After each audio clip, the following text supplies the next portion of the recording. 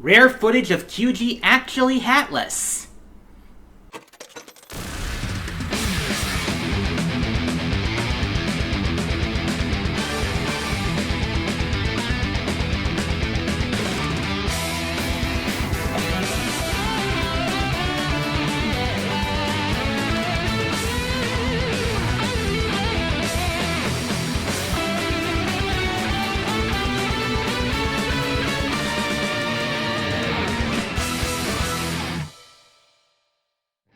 Yeah, I almost forgot. Mega Man isn't the only franchise celebrating the Big 3-0 this year. There's also the franchise that helped bring fighting games to prominence. Regardless of the current state of Street Fighter, its influence on gaming in general, and fighting games in particular, cannot be denied. Over the years, Street Fighter has seen a number of iterations, often for the same entry, which of course means a huge roster of characters, which I'll be talking about here.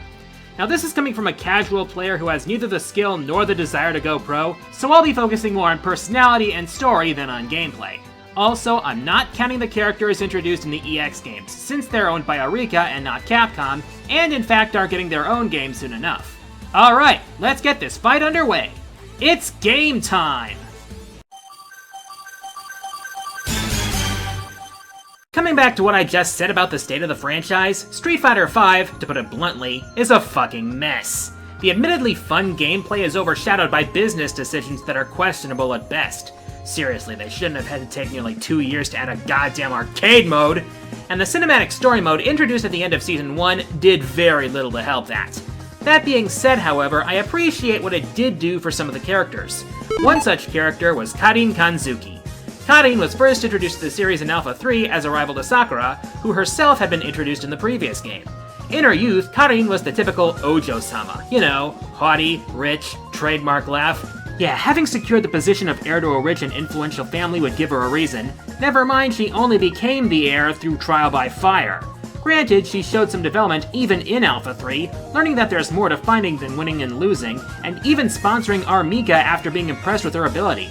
Come Street Fighter V, and not only has she become the head of the entire Kanzuki Zaibatsu, but she's mellowed out considerably, taking in Birdie of all people as a bodyguard, has connections to fighters everywhere, and, oh yeah, she's one of the main driving forces behind the good guys in the story mode. Gotta love character development, right?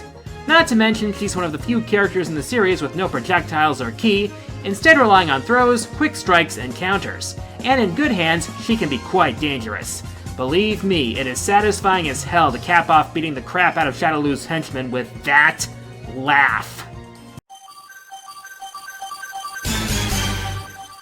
Only at number 9 do we have the series poster character. Hey, if it wasn't for Capcom fleshing out his story over the years, especially in the more recent ones, Ryu might not have made this list at all. Ryu is essentially the archetype of this series, the wandering martial artist with no home who seeks to further himself through seeking battle with strong opponents as well as his own intensive training. There are few things in life more gratifying to him than a satisfying battle. However, at the same time, while he doesn't actively try to be a hero, he does have a strong sense of justice, and if the need arises, he won't hesitate to stand up against bullies and tyrants. His strength and character have earned him the respect of many other characters within the series. But the Alpha games introduced another side of Ryu, an inner demon that he is constantly fighting. This is the Satsui no Hado, a malevolent force which feeds and is fed by one's desire for victory in a vicious cycle. Those consumed by this influence become driven to fight and kill. Ryu's struggle to control and overcome this inner darkness, often with the help of friends and rivals, has given him a level of depth as a character that he previously lacked, as cliché as it might be. We've had a glimpse of how the Hado would affect Ryu through the alternate form of Evil Ryu. Ryu is also a fighting game staple in terms of how he plays, being the progenitor of the Shoto character. The term is derived from Shotokan Karate, which was listed as his style in one of the manuals, although his actual style bears little resemblance to it at all. His playstyle is also part of the reason we have all these quarter-circle motions in other fighting games, because he's had them since the first game. Though it's kinda sad how the best new game he's been in the past 5 years hasn't even been made by Capcom. Yeah, I'm not afraid to say it like it is. If you're old enough to remember the original Street Fighter, good god has that game aged horribly. You may remember how much of an asshole Sagat was as a final boss. Who would have thought that this guy would become any kind of respectable? Hooray for character development, am I right? Originally known as the Emperor of Muay Thai, Sagat was actually behind the first tournament, hoping to prove that he was the strongest fighter in the world, period. However, his pride would ultimately lead to a scar across his chest courtesy of Ryu's Metsu Shoryuken, and an even worse blow to his pride. He soon became obsessed with avenging his honor, something that Bison was all too eager to exploit. Of course, Sagat would later discover that the real reason for his defeat was due to the Satsui no Hado, and when Bison set up a rematch with a brainwashed Ryu, he actually fought to break Bison's control over him. He wanted to win fair and square, and his pride wouldn't let it happen any other way. But it was thanks to this experience that he realized that rivalries need to have their limits. By the time Street Fighter IV rolls around, and after shutting up his arrogant former pupil Adon, Sagat seeks Ryu to truly understand the purpose of the fight. This kind of development from a desire for revenge to someone who realizes just the kind of jerk he's been is something I can really respect.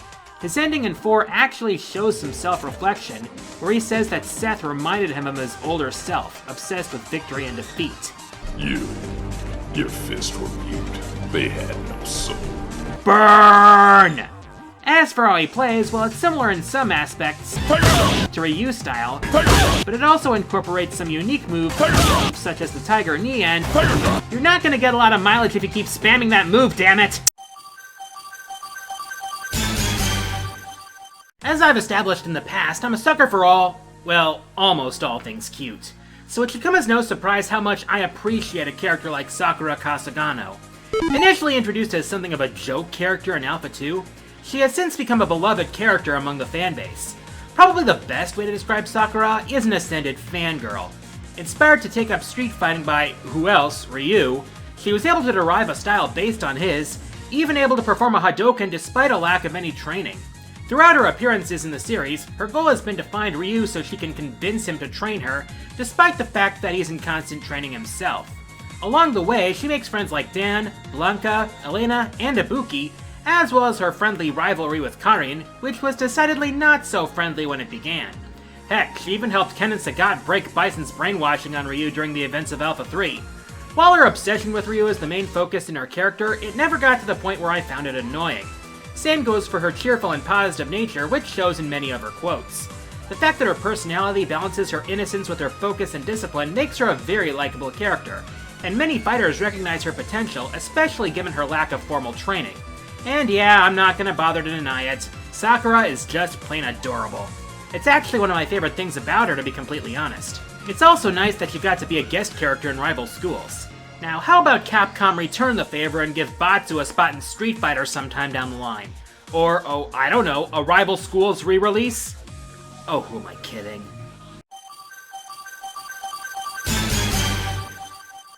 The year is 1994. Super Street Fighter 2 Turbo is out in arcades. Experts are dominating arcade mode just like they did before. Finally, it's time to once again show Okay, that works too. When it comes to the face of aggression in Street Fighter, there's only one that comes to mind, and it ain't Meme Lord Bison. Of course not! It's this ugly mug. Akuma, the true bearer of the Satsui no Hado.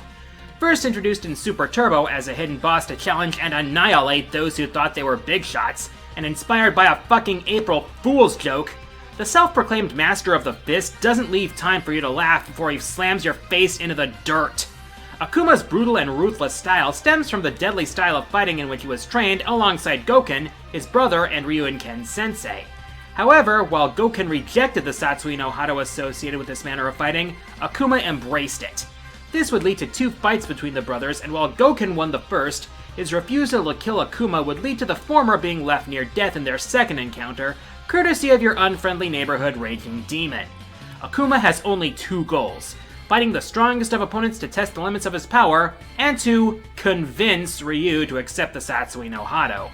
This cold ruthlessness has made Akuma one of the most iconic villains in fighting games. His variation of Ryu's fighting style reflects this, as he is a true glass cannon. Aggressive and powerful, but can't take damage for shit. Of course, that hasn't stopped him from making his mark. In fact, he even managed to score a spot in Tekken 7, and not simply as a guest cameo. He actually has a role in the story, if you can believe that. So does Akuma exist in multiple timelines, or do Tekken and Street Fighter exist in the same universe? I don't know, maybe the curtains are just blue. In Street Fighter II, we were introduced to Guile, a colonel in the Air Force who was after revenge against Bison for the death of his friend and superior. It was in the Alpha games that we got to know this friend, Charlie Nash. And Nash's complete story is honestly more compelling than Guile's, and by some distance. Nash is a man caught in the middle of a twisted web of lies, corruption, and betrayal. During his time in the Marines, he discovered that several of his fellow soldiers were pushing drugs, and his investigations led him to Shadowloo. It also led him to discover that the problems were far deeper than he realized. Unable to rely on his superiors, he took matters into his own hands. Unfortunately, no sooner did he track down Bison than he found himself gunned down by his own supposed backup. He would later be revived during the events of Street Fighter V by the Illuminati, spare me your tired memes please, but his personality took a serious change. Originally calm and confident, Charlie became cold and ruthless, driven by his only goal of bringing Bison to his grave. This change can also be seen in the difference in fighting styles. Originally similar to Guile in the Alpha games, based on the iconic charge moves, Nash's style became a lot more violent in 5. Heck, he was so blinded by rage and paranoia that he wasn't even willing to trust his old friends. It wasn't until losing to Bison and later hearing Rashid talk about his missing friend that he began to remember his old self. He was even instrumental in Bison's final downfall, even though it wasn't obvious right away. After his final fight with Bison, Nash sacrificed himself to seemingly try to kill Bison, only for Bison to apparently emerge unscathed. But wait, let's look deeper. Chun-Li and Guile noticed something different about Bison's power.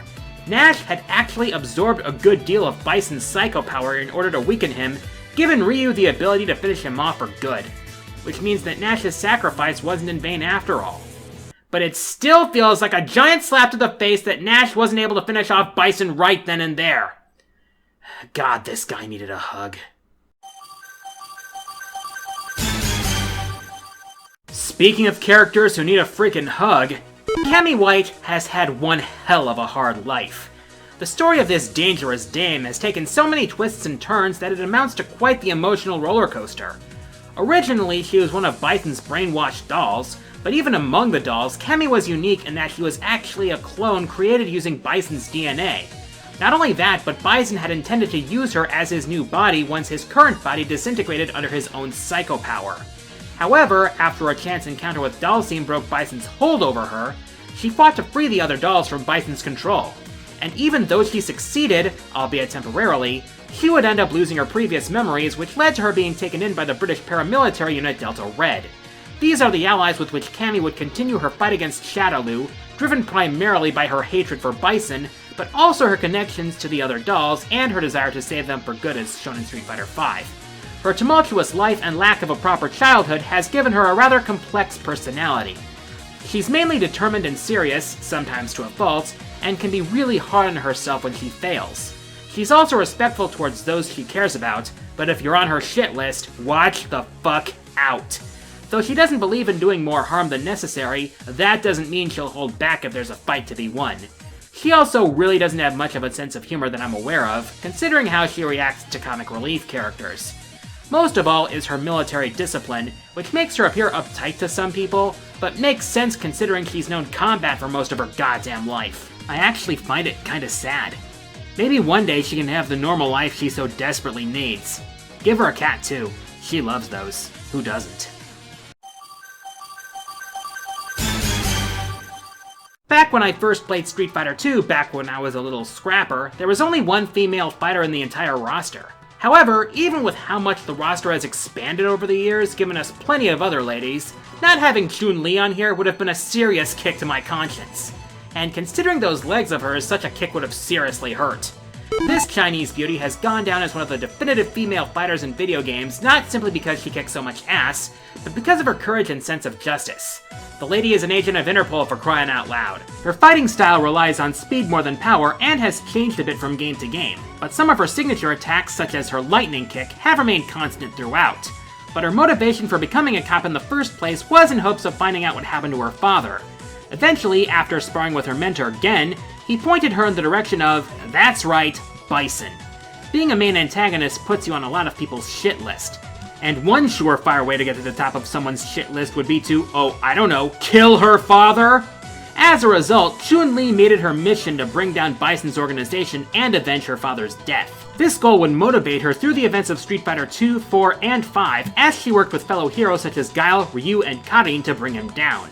But even after the fall of Bison, her sense of justice wouldn't waver, bringing her into conflict with Urian after the latter kidnapped a girl that Chun-Li was caring for during the events of Third Strike. And yet she also has a kind and almost motherly side to her, as shown in 5, as well as how she looks over Yin and Yang in Ultra Street Fighter 4. Determined, prideful, courageous, and yet not without kindness towards those she cares for, Chun-Li has proven time and again to be the strongest woman in the world. She's sure to be one of Capcom's poster girls for a long, long time. Okay, full disclosure, I'm all for diversity among characters in video games, just as I'm for diversity in real life. But at the end of the day, character matters more than anything else. Which is why I'm happy with how Street Fighter V handled Rashid.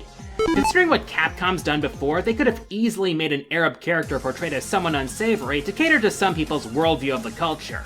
But instead, we got a character who provided us with a much-needed dash of levity that was much welcome in Street Fighter. No, Dan, get out, you're not wanted here. Rashid is that kind of character that's half genius, half goofball. He's very laid back and easygoing, with a serious thing for technology. Heck, he even frequents Twitter on his cell phone. He also likes to make friends with those he meets, kinda like Elena from Street Fighter 3. He serves as an effective comic relief character who also has an adventurous spirit and will dive headfirst into situations with reckless abandon, much to the chagrin of his guardian Azam. Heck, he takes not liking to fight women and children to ridiculous levels. For example, constantly apologizing to Chun-Li while fighting her. Freaking Canadians. At the same time, however, Rashid is a genuinely kind and heroic person, protecting others without a second thought, even if it angers others. Not to mention he's a real genius, and not just with technology. Heck, he was able to figure out that Helen wasn't the one in charge, for instance. And when he gets serious, you'll find out that Rashid of the Turbulent Wind is more than just some comic book name he came up with. He's able to create tornadoes that can assault you from a distance, propel himself forward with little trouble, and pretty much blow his opponents away. Fong found that out the hard way when he revealed that he was the one who killed Rashid's missing friend. Don't mess with someone who knows how to generate wind on a whim. Now let's rock out to that awesome theme of his. Sing it with me!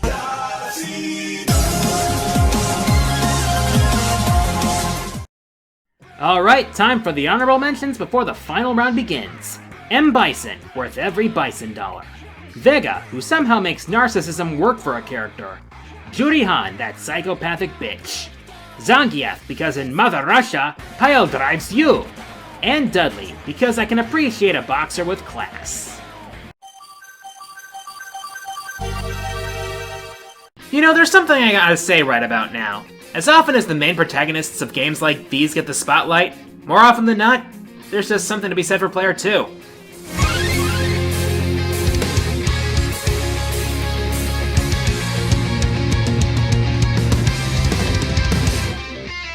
If you were to tell me that Ken Masters is just a Ryu clone, I would respond by telling you that you clearly haven't been paying attention to this guy since way back in the day.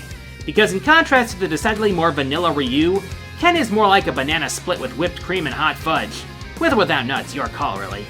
Ken is Ryu's friendly rival and pretty much his foil both in terms of personality and how he fights. While Ryu is stoic and serious, Ken is flamboyant, brash, and actually pretty cocky. But his arrogance is just at the point where it's actually entertaining instead of annoying, which is more than I can say than some of the other characters in the cast. Especially since even behind his ego is a genuinely respectable and honorable fighter who won't back down from a fight, despite his easygoing nature. While Ryu is all about substance, Ken has a lot of style to his fighting, relying more on quickness and flash, not to mention a flaming Shoryuken. While Ryu came from humble beginnings, Ken was born as the heir to a hotel tycoon, if you can believe that. His dad sent him to Japan to train in martial arts so that he could learn some discipline instead of becoming a spoiled brat. That's actually how he met Ryu and how their friendship and rivalry began. Ken would go on to win several martial arts titles as a result of his training, and that's even how he met his future wife Eliza. Another one of Ken's admirable qualities is his devotion to his family, considering he almost didn't compete in Street Fighter 4's tournament since his wife was expecting. Oh yeah, that's right, Ken's also a dad, and he's trying his darndest to be a good father and teacher to his son Mel, not to mention that he also has a disciple of his own, that being Sean. Heck, even Ryu admitted that Ken would make a great father. All things considered, there's a lot to like about Ken. He's entertaining as a character, fun to play as, and he's responsible for his fair share of hype, though some of that is thanks to the FGC. You can say that Ryu is the face of Street Fighter, and to be honest, you wouldn't be wrong. But Ken's always there to throw down with him or alongside him, and we wouldn't have it any other way. I'm the quarter guy, and regardless of where Street Fighter came from or where it's going, it wouldn't be fair not to give credit where credit is due. So thank you, Street Fighter, for 30 years of exciting fights. Now Capcom, please fix your shit before deciding to make another fighting game, because Arxis and Namco are leaving your asses in the dirt right now.